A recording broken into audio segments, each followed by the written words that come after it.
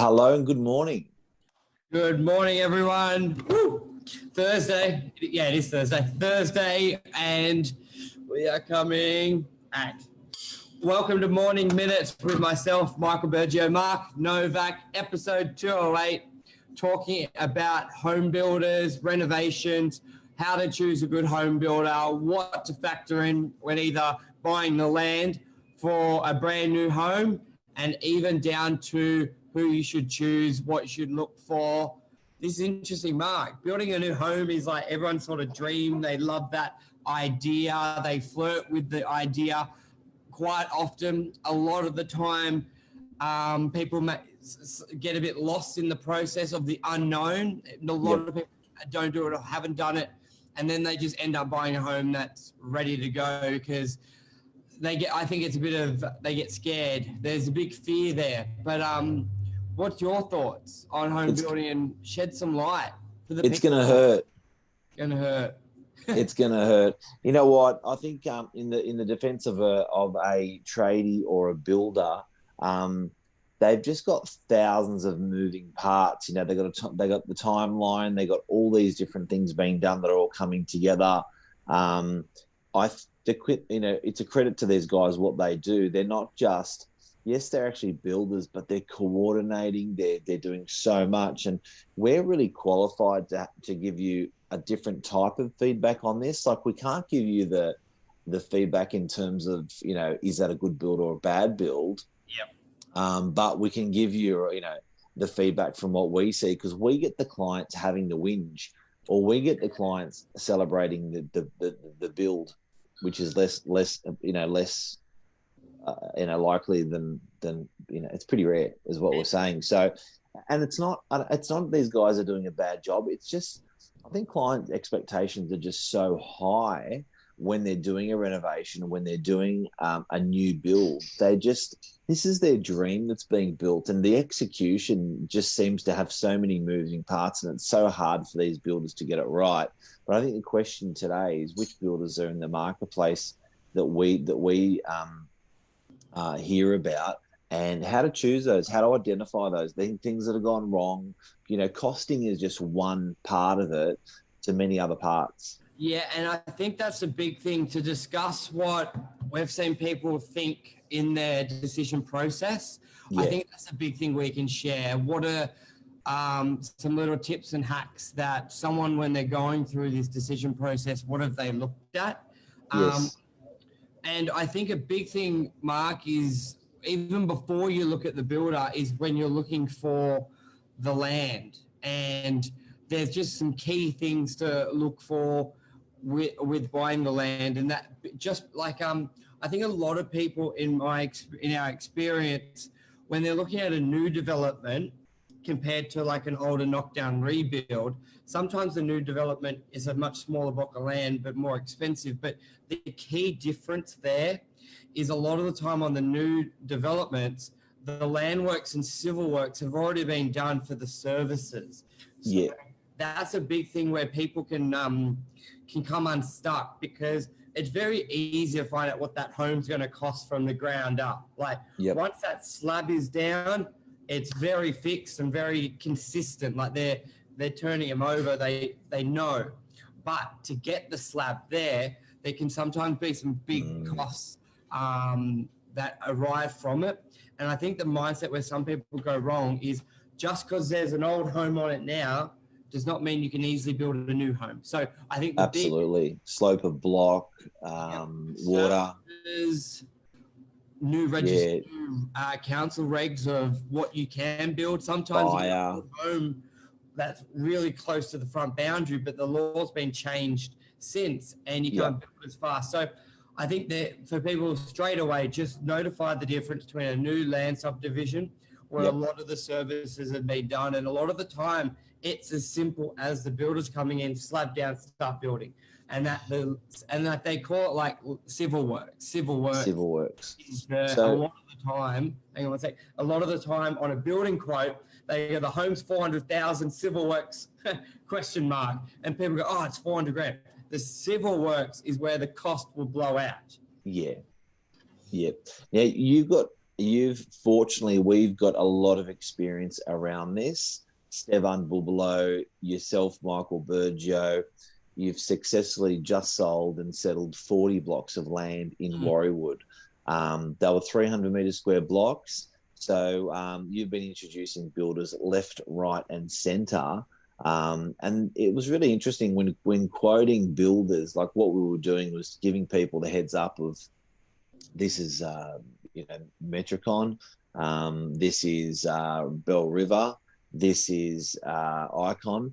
We're giving people the selection of different builders to use. There was so much variance between these guys, but I always liken it to like a make and model of cars, like your BMW compared to your Toyota, or I always liken it towards like your Fantastic Furniture, Freedom Furniture, Coco Republic Furniture, Nick Scali Furniture. There is really no size that fits all. Yes. And I think from the get-go, one of them to how to really judge. G'day, Michael, jumping on Andrew, David. One of the biggest things I saw buyers really appreciate from the start was how the home builder would package up and the information provided.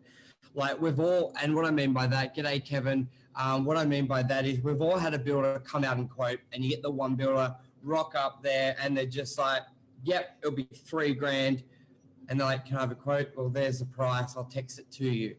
Compared to the service provider who would go and inspect, they may even do some measurements, and that even though it may come simple to them, they really step it out. And then when they present you your quote, it's itemized, it's broken down. These are the steps I'm going to be doing, and either an itemized price list or a total price is presented very well.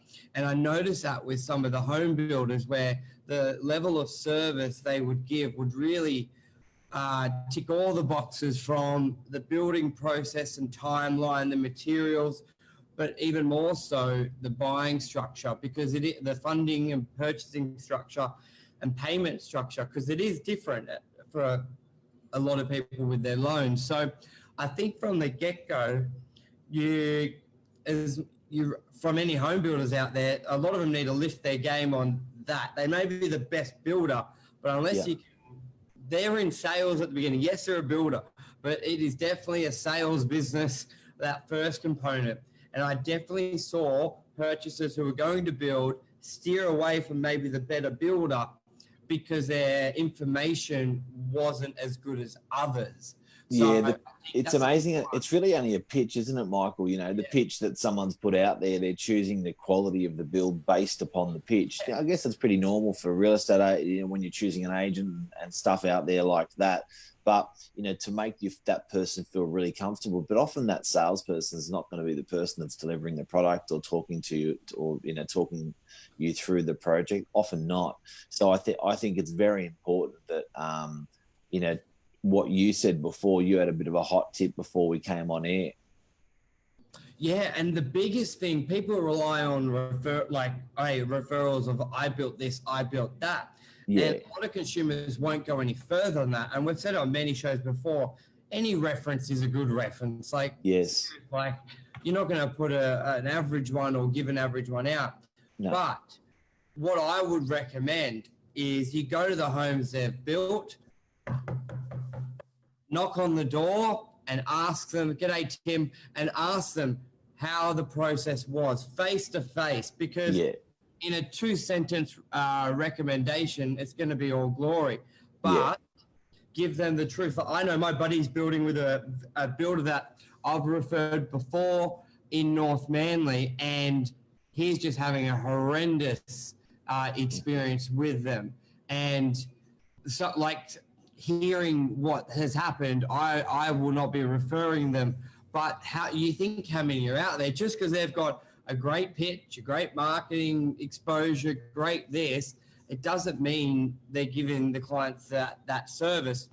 And let's face it, if you're doing 100 homes, you can get 10 or 20 really good ones and get and market that to the hill. Think of real estate agents. They're dealing with thousands of people and they only grab one or two and they promote it on the best. So I think the biggest tip is go to the homes they've built, but more importantly, go to the ones they tell you they haven't built, and you'll find. Yeah, that's a great one. Just find out. Have you got a list of all the last 10 homes that you built in the area?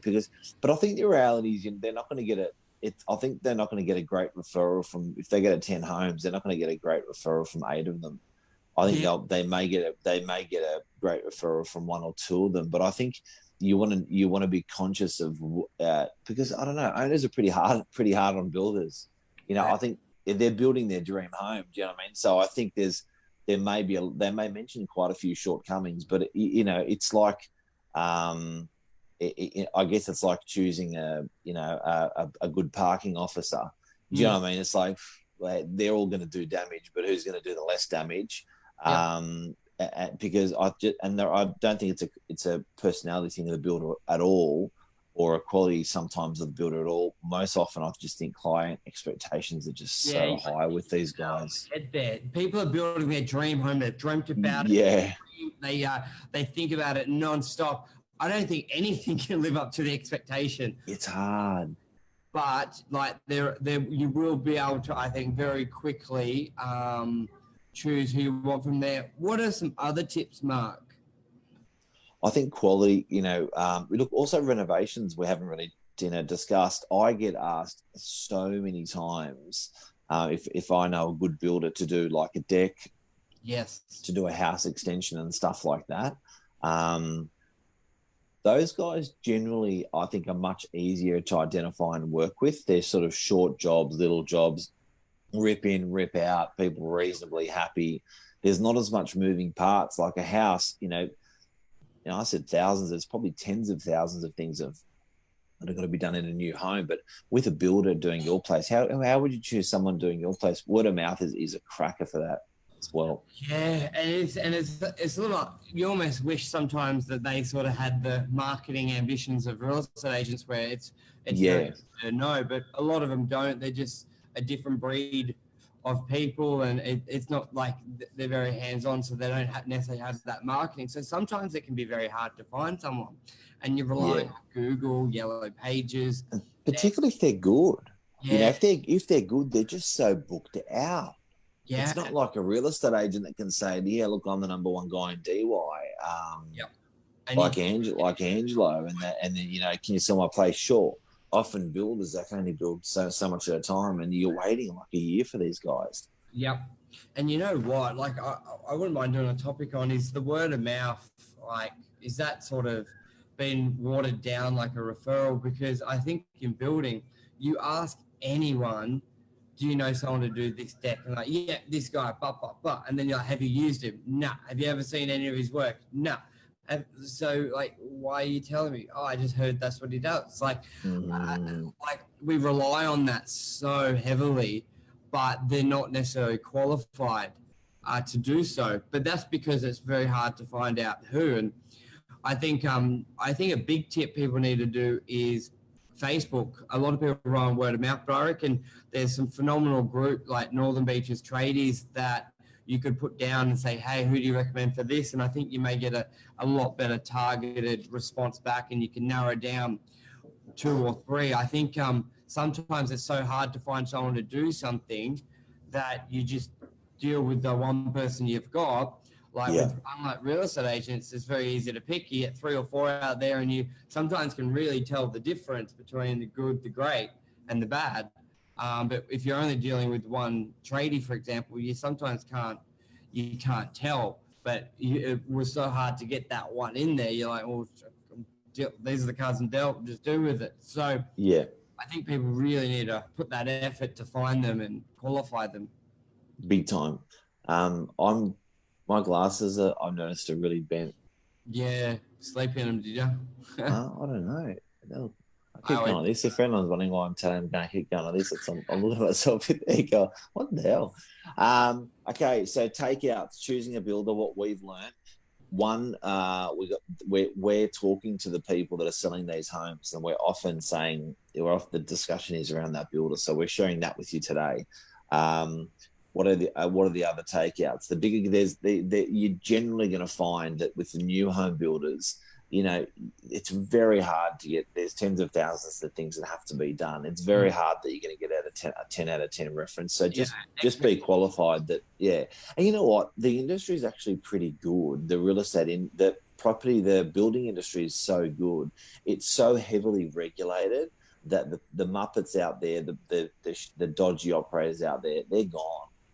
Yeah. So they got some associations, and there may be too much red tape, but it's there for the consumer.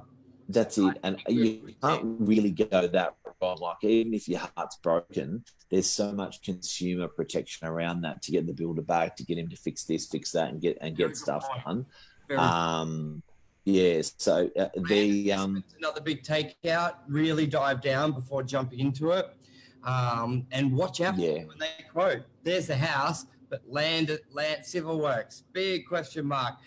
I've seen it range from 50 grand to 200,000. Like that. So, Michael, with Warriewood, what was the build cost for one of those 4-bedroom, 3-bathroom homes in Warriewood on a 300 metre square block of land? Yeah, from 350K turnkey and a single level 250K with basically no civil works, because the developer had to do that. So there's 100 grand savings. And what's the reality cost of when that's all finished? Like, everyone assumes that that's a bunch of bull, because after I do my landscaping, my air conditioning and all that stuff, it ends up being, I reckon it was 20 grand more. So most of them included driveways and basic landscaping, not fencing. That's 5 grand. There's a couple guys out there that cap it, so it won't be any more. But you're right, and you've really got to dive down, because some of them, like, it's 340, but you don't get a shower, you don't get taps, you don't get a door. But if you want that package, the upgraded, the Marvelous package, the Marvelous package is just a door. Like, that would be the basics. It's 450. So really dive down on what's included and what's not. A lot of them, because it is very competitive, they've got, the standards are big. A lot of them now are like, everything's included to live in it. It may not be the best tapware or but it's included. So through competition, and this is like why like having a monopoly on a market is illegal, but it's very good to have that competition, because the standards have risen so high the last decade, I would imagine. And the new builders, especially around the northern beaches, they've loved buying a main road house and building it. Hey, yeah, it's coming very popular. They pay hard, for people who buy the finished product of that house. It's incredible. Yep, I think Metricon started the trend. DY, they've built 2 now. Then you got Bell River building at the moment. You've got Rawson Homes, and that's another thing. Like, watch how they build their own home. Clarendon on Wakehurst Parkway, and go look at their home. Yes, the one they're going to be this is the other thing. Don't be fooled by the displays. Like, that's right. You know what can make a big difference when they say this is what you're getting, but you're getting 2.6 meter ceilings and they've done 3 meter ceilings. You're getting 2.7 meter hallways. They've done 3. Those little things can really skew your perception of what you're going to be getting. So Massively. You really need to look at what you're touching and feeling to what you're getting on paper. Because let's face it, they're going to make it look like the same. They've built the best of the best, and they're going to try and show you the work, like the basics is that. But get really finite with your assessment. Measure what they're showing you, measure what they're giving you, and go, well, actually, that's half a meter difference. Yeah, that's the eye may not pick that up, but that's another thing. Really compare. And that's choosing a builder. Choosing a builder with Novak. On the Novak Show. On the Novak. Welcome. Thank you for tuning in, guys. Episode 208. We'll be back Saturday morning. Saturday morning. For episode 209. I love now counting the episodes. TikTok. All right, guys. Thank you, everyone. Love ya. See ya. Bye. Building and renovations are great for divorce. I'm a bit. Do I look shady today? Yeah. I don't know. Did you have a late one? Yeah, I had a bit of a late one. I went out last night to the casino to Black, and I didn't get into bed till 1 o'clock. So I'm a bit of a box head. That's all right. Was the casino open for gambling and everything? Yeah. Yeah, there are lots of stupid rules. So lots of stupid COVID rules, and you're thinking, how does that even help? Like, I don't get it. So yeah, like we walked in. You know how they said to you at the bar, Mm. and they go, oh, would you like? And then I was really hungry, and I'm like, well, can I just order some food at the bar? No, like you got 150 people sitting in this restaurant. You're feeding them, and I just want like a little thing of olives. No, No. it's weird. Anyway, I can't wait till it all loosens up. It's a strange old world. All right. Thanks, guys, for tuning in. All right, take care. Cheers. Bye. See you guys.